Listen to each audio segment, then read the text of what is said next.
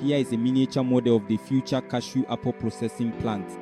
The project is officially launched here by the President of Faso, Captain Ibrahim Traoré. With a total cost of more than 6 billion CFA francs, the factory will have an annual processing capacity of 5,000 tons of cashew apples. The idea for the facility came from the fact that Burkina produces nearly more than 2 million tons of cashew apples each year. And when you look at the cashew, there are two products. There is the cashew nut, which everyone knows and is valued, but there is also the cashew apple with nearly 2 million cashew apples being discarded into the environment. So the idea that came to us was to see, as a state institution responsible for adding value to our local products, how we could support the establishment of facilities that would allow the cashew apple to be processed into various products.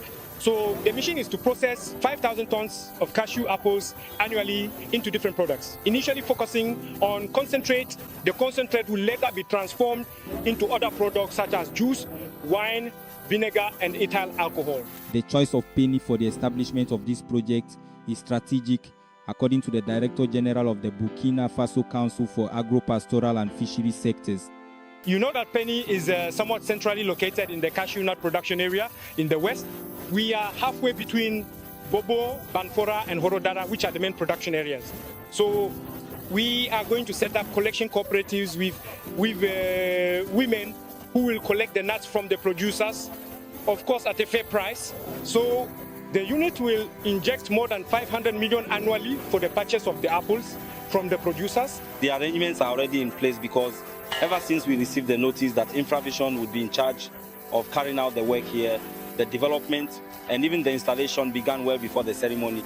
So we already have the necessary equipment to start the work on site. Burkina Faso is moving towards industrialization while also taking into account the protection of its environment.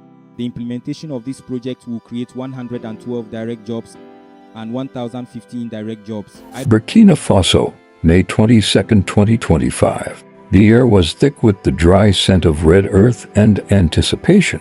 At the heart of Burkina Faso's second-largest city, thousands of men and women gathered under the open sky.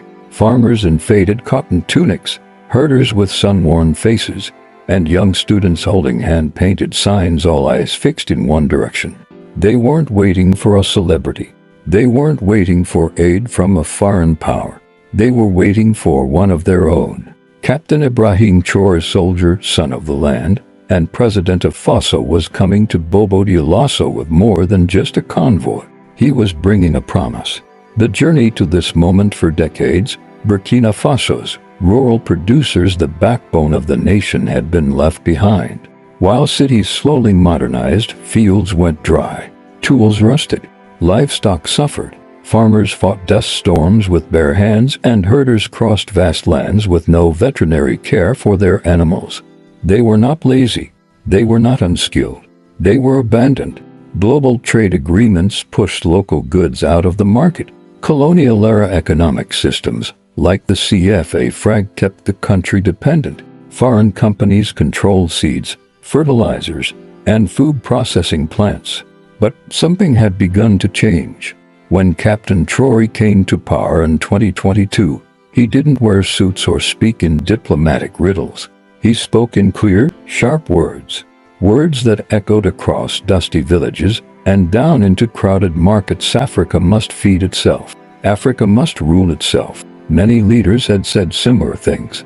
But Traoré did something different. He listened. May 22, 2025, the delivery. In this day, the promise became real. At a wide-open space just outside Bobo Dioulasso, trucks rolled in, dozens of them. Inside, tractors, irrigation pumps, bags of organic fertilizer, high-quality animal feed, plows, storage containers, and solar-powered milling machines, veterinary kits, beekeeping equipment, seedlings resistant to climate change. The total value, over 104 billion CFA francs. It wasn't foreign aid. It wasn't charity. It was an investment by Burkinabe hands for Burkinabe futures. The crowd erupted when the president arrived. No red carpets, no podiums hiding him from the people. He stood on the ground, his military cap slightly tilted, and addressed the nation as if he were speaking to his own family.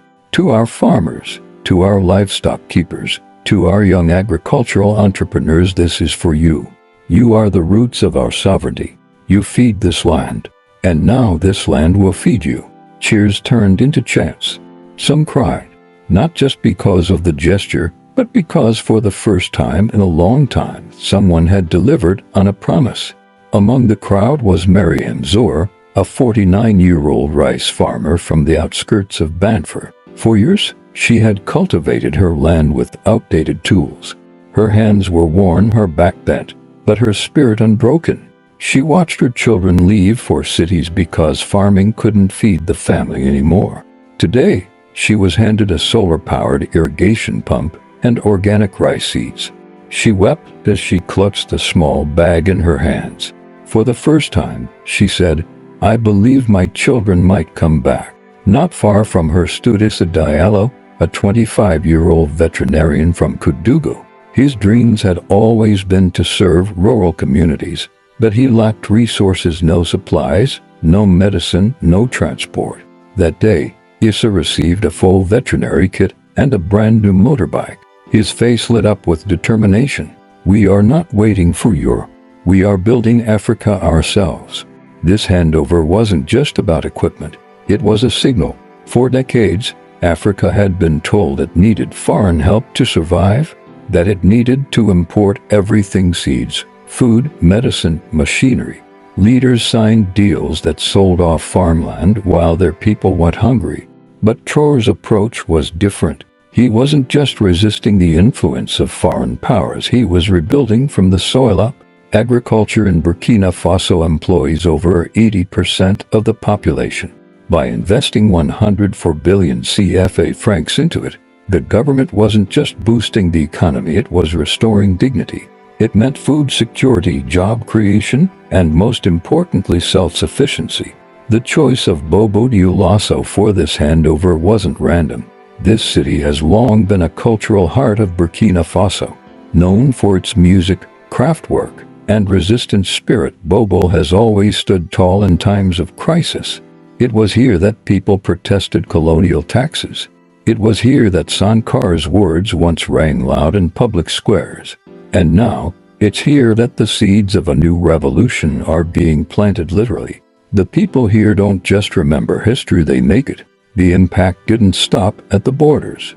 Across West Africa, where coups and revolutions have shaken the old order, people took notice. From Bamako to Conakry, social media exploded with videos of the handover. Young Africans shared clips, quoted Traoré's speech, and wrote messages like, "This is what leadership looks like." Burkina Faso is showing the way Africa is not poor. Africa is being looted, but we are taking it back.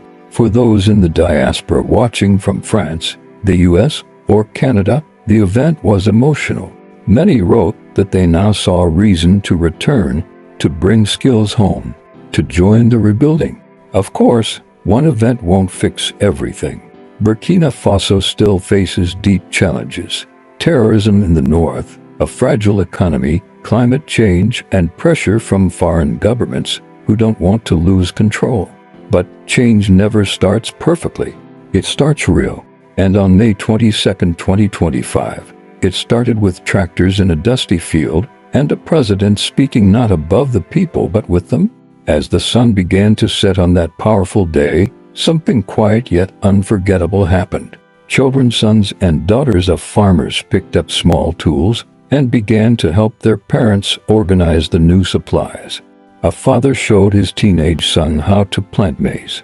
A mother explained to her daughter what an irrigation pump does. And in that moment, it became clear. This wasn't just about today's farmers. It was about tomorrow's leaders. They were learning, building, and believing right there, in the fields of Bobo Dioulasso. If there's one message to take from this day, it's this: Africa does not need saving. It needs space to rise. It needs leaders who serve, not sell. And it needs people bold, unshaken, and rooted in the land to take charge of their future. Captain Ibrahim Traoré didn't just deliver machines. He delivered a vision. And in the red soil of Burkina Faso, that vision has now taken root. If you believe in African unity, If you believe in leaders who invest in their people, share this story. Like, comment, and subscribe to Noble Black News channel for more stories of truth, power, and hope. The world is watching, and Africa is rising.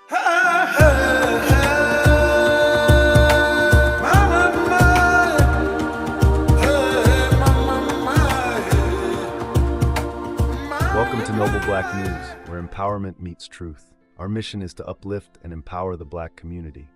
We stand for truth, integrity, and representation. Our stories are your stories, told with pride and passion. Join us as we celebrate our heritage and our future. Together, we are stronger, louder, and more united. Noble Black News is your voice, your platform, your news. We bring you the stories that matter, with integrity and heart. Our commitment is to the truth, no matter the cost. We highlight the achievements and struggles of our community. Every story we tell is a step towards empowerment. We are more than news. We are a movement. Join us in making a difference, one story at a time. Together, we can change the narrative. Noble Black News, empowering our community, one story at a time.